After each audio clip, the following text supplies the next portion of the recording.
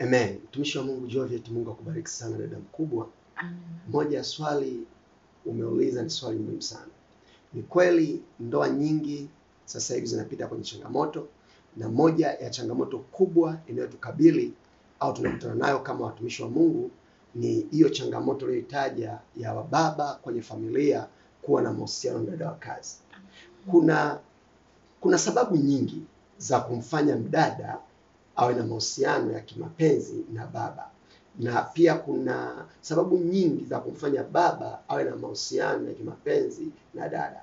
Kwa hivyo ni vitu ambavyo tunasema ni interdependent, vinategemeana.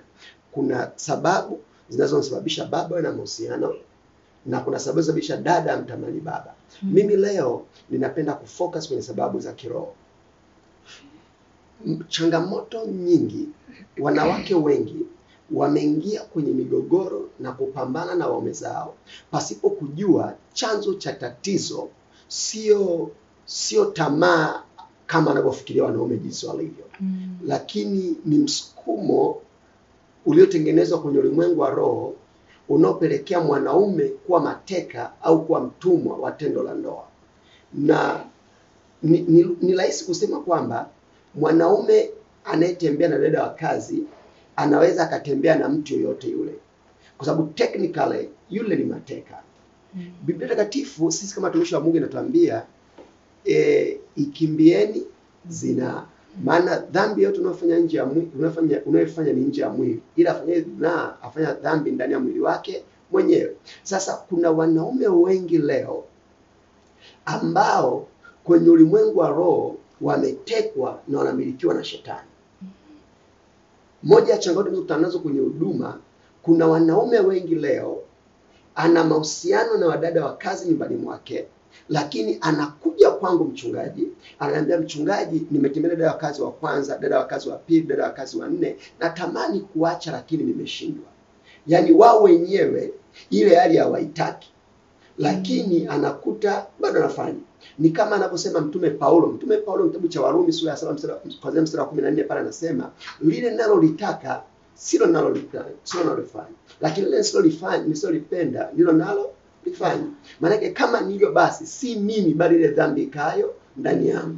Kwa huyu baba kuna wakati naye pia hataki kuzini na yule dada wa kazi, lakini ametekwa, anamilikiwa, kwa akijitahidi kujinasua inashindikana, kwa sababu anamilikiwa kwenye ulimwengu wa roho. Kwa ni vizuri sana mama kama nguzo ya familia kutambua kwamba wanaume wanaweza akawa ni mateka, na kwa sababu hiyo sasa badala ya kupambana naye kimwili atafute namna ya kupambana naye kiroho.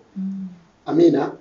Amina. Yaani badala ya kukaa ukagombana na mume wako ukamwambia wewe mwanaume ni mzinzi, wewe mwanaume unatembea na dada wa kazi, wewe mwanaume una tamaa, kumbe inabidi utafutie suluhisho ya kutambua kwamba huyu ni mateka rohoni, na kwa sababu ni mateka rohoni nitamtekua.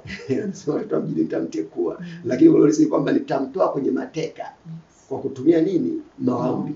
Maana aliingia kwenye mateka kwa njia nini? Ya nguvu za giza. Kwa wengi leo ni wazinzi sababu ya mateka, lakini wengi waliokuja kwetu wakatueleza shida walionayo, tuliwasaidia. Tumekutana na wakina mama wengi wanalia wamezao wanachukua dada wa kazi na wameshindwa kutatua tatizo. Tulipofanya mpango mzuri wa kuwasaidia na tukaanza taratibu wa kuwasaidia, wamefunguliwa na wamemwona Mungu. Tumekutana na wababa wengi wanaotamani kuacha tabia kushiriki tendo la dada wa kazi na wanalia, lakini tulipochukua hatua za kuwasaidia, Mungu amewasaidia hata leo ni wazima.